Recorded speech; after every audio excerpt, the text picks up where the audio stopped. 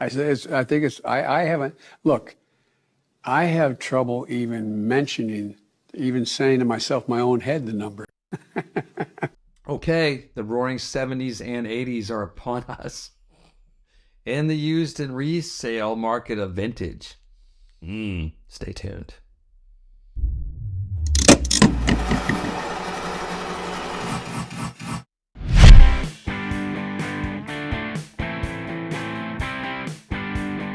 Hey, it's me, Baxter. And Jonathan. We're back. We're talking about those nutty prices of the 70s. It's all a scam. It's not. It just isn't. Don't buy it. In the 80s. The 80s are expensive. That's crazy. That doesn't make any sense to me. Vintage headless guitars. Right here. Eventually the 90s, it's coming around. I mean, like, the cycle has to end eventually. You'll be like, hey, what do you have one of those like 99 to 2001 Dog Star sort of basses or something? Is that the name? Counter Use Spam? What was it? Dog something? Yeah, I think so. Dog something. I can't remember for sure. Anyway, no, we were looking at the prices on all the Nolin era Gibsons. Yes. And the prices on the CBS, deep CBS Fenders.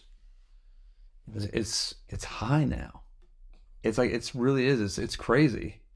So if you have them, you probably actually have something you didn't realize was worth money. Maybe, well, you do now because of reverb, but if you weren't really paying attention, like I have a bunch of 70s Les Pauls, and I just never thought of them as valuable. It's just funny. You know how like there are old movies and they'll be like sci-fi and like we're hitting the years that they were set in, but we don't have like weird flying cars and stuff. Because I remember years ago, decade or so ago, joking about how one day 70s stuff and 80s stuff would be vintage, but now we've arrived there. I mean, it's there. Well, we were just joking, like we're vintage too. Like we were watching those from like 2018. It was like, man, yeah, tired. there's a fine wine we've aged. That's just like that, like a fine meat scotch. Is what I could get meatloaf and consider it. The 50s and 60s have become unobtainium. Yeah, I mean, it's just not even on the ballpark for anyone's in the normal realm of purchasing. Even 3-bolt fender necks we've seen have risen outrageously high. And then I've been watching the oddballs of those periods, like from the 80s, like, like a rare sort of run, like Gibson Garage has been doing that with this flying V they have with the graphic prints coming out. There's a nice little, it's not really a Floyd, I don't think. It's like their version of the Floyd or whatever. I mean, it's funny though, because that got me thinking about all the harebrained like guitars that have been coming out from all the manufacturers. You might be seeing on Goldmine, like the Tele Troublemakers and things, and those have all sort of shot through the roof. I mean, one day, because they didn't make many of them. They made like maybe 100 to 500 of these guitars. I mean, I feel like we're already to the point a little bit, not maybe wide like mainstream, but where like the first reissue Fender did of the 52 Tele is like a thing. You know what I mean? Like if you have the early ones, right? Like we're already kind of there. So yeah, so it's like Fullerton last runs, like they did. Like we've seen that, we've helped people buy those. They're expensive. It's kind of nutty. It is nutty. But I mean, so yeah, maybe one day the paranormal jazz master Tele thing, or if you have edition or version 1 of the Meteora, like that might be a thing. Like when they first announced the Meteora, that could be like the guitar. Of like those weird Gibsons we see now. Do we ever hit a weird point in the cycle where like people are just like, okay, yeah, we all agree it's better just to buy a new guitar. New guitars are categorically better. Because like right now you have to make that weird choice if you want a 70s guitar. Like, hey, is this better or cooler? It's cooler. It's cooler. It's definitely not better, because I have 70s Les Pauls. They're super cool. They are really heavy. They don't sound as good or play as well as a Gibson custom shop does. No. But not even in the same realm. Not the same. They don't have things called frets. No. That some people like, and the tuners are maybe a little bit not accurate. Yeah, but they're cool. They're mine. I do like my little deluxe. That's a neat one. I mean, they are. They're all cool. They're all fun. They all sound pretty good. Playability. You have to learn how to play them. Yeah, I think that's true. It's not like a normal. Yeah. Not like a normal guitar you just pick up and play, and it's super easy. Oh yeah, this feels like home. Nah. No, it takes some folks. So like if you are trying to get into the used vintage market, not used but vintage, this might be your last time to do it. You start jiving in the 80s. Yeah, because I mean, my God, imagine the year's 2035.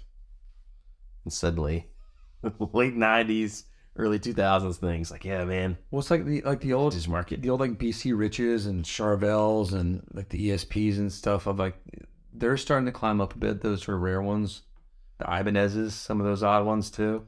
You get to the first year of the fanfrit.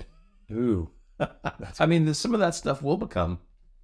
But I mean, I don't know if there's ever really going to be the mythology of like the 50s and the 60s again. Can't really duplicate that. well, no, that has become like so rare and untouchable for most of us mere mortals. And it's just tied into the beginning of this music that we all love. But then I guess the collectors with the money, as we age out, like that, they were tying into hair metal and like, I mean, who would have thought a silver reversed, Tool type of guitar? Yeah. Like the reissues of them would be so valuable that they would hijack a truck and steal them. I mean, but we talked about this before. Like, I mean, those guitars are going to get circulated, right? The 70s and the 80s stuff. People are going to keep buying them because people are playing them, I think, right? That's what people are buying to play. What's going to happen to these like dudes who have a vault or a building full of 60s guitars? Like at some point, which we've all speculated on this. There's videos on this. I don't know what happens to that stuff, especially as the 70s stuff rises in price and the 80s. I still think the 50s and 60s would be like that. Their value just keeps getting higher. Just keeps going. I don't think it's going to retract. Even if it's not some music, it's just, it's like going into just the vintage antiques of certain things. And like having an old painting. Yes. Well, painting of me. We should have a painting of us. We should have one done. Commission one. We know an artist. Make it AI. Chat GPT. Make a painting of Baxter and I. Jonathan and Baxter. In the style of Van Gogh. We should just do that. Can we do that? I think so. Like a think check. Does ChatGPT do art? Derek will know. Yeah. Yeah, it does do art. It's all those crazy pictures it generates. This is going to be fun. We're doing it. Or if you have some beautiful ChatGPT arts of us, please send it. Like us riding a shot. Send it to Derek Numbers at dereknumbers.org or .edu. I feel like that should be his moniker. His .edu. Yeah. Golly gee. Well, so if you were looking for 80s things, what would be the thing? Is it early like Kramer? That kind of stuff. I mean, I'm still in the Gibson, the Fender world sort of, because I think Right. those just hold. But some of those rare oddity ones really are starting to. I remember when I was in that hair metal band for a minute, Falcon Velvet. We one of the guitar players was collecting like the rare and expensive stuff. Yeah. But he's since sold it all because once the hair metal band dissolved, he's like, okay, next thing. Who cares? He moved on. But he had some cool pieces. I think it's all going to be more valuable. I never would have thought we'd reach the values we do now for 70s stuff. Yeah. I mean, the fact that these guitars are like under $1,000, like Les Pauls, and now no way. Even when I first started here, we had some 70s things we could not give away. You hear the stories about like Clapton and guys going into a store and there's like 50s Strats in a barrel. Like, just take what you want, $100 a piece, and that's almost unfathomable. But I mean, we literally we had that with like some 70s stuff. That would have been. He's like, I'm gonna buy 3 and then put the guitar together from the best parts. God bless Clapton. And then one day that guitar sells for $1 million. Cool. So the moral of the story is, if you have some overweight 70s Les Paul sitting on your bed that has no frets, it's probably worth quite a bit more than you think, and it's a cool guitar. It is cool. Yeah, hang it to it. I mean, I feel like there's a business out there for someone to start taking those 70s like Strats and Tellys and just redoing them, fixing them up a bit, and just making them like almost like the same like sort of thing as like the Nash Les Pauls, where he takes them and redoes them and like refinishes them and makes them awesome. It's a loud poly you're taking off of some of those Strats. I mean, imagine that if you did that and then like sort of like roasted the wood or something crazy, like dried it out, made them light. You could do some cool stuff. But then you're destroying the originality of it. So, which, even though it's not good, it's cool. It would be a shame. Shut up! Don't destroy the myth that vintage is the best. That vintage is the best. So, what do you think? Like, okay, so let's talk. Okay, all right, I'm deep diving. If I open up a rabbit's hole for you, I don't want to go too far. I want to wrap this up in a minute. 70s pickups. What do you think? We used to all make fun of them. It's like the Silverface amps.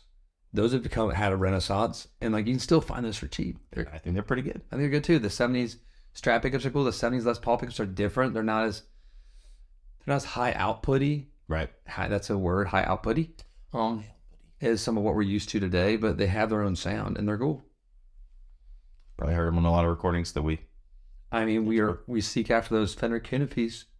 You know, that's a whole other thing too. It's a whole another thing. Let us know your thoughts. What you found in your barrel at the thrift store of your 50s and 60s and 70s and 80s Strats, and what's on your bed, what's in your closet. It's cool. What skeletons do you have? I think that's all I got. That's it. You good? No, I'm good. Let's go home. Fuck. Thanks again for joining us. Click like, subscribe. Hit the bell. We were very on topic today. Sorry, it was one of those days. Just had to stay focused. Must have taken my medication, which is Captain Crunch. Peace be with us. Goodbye.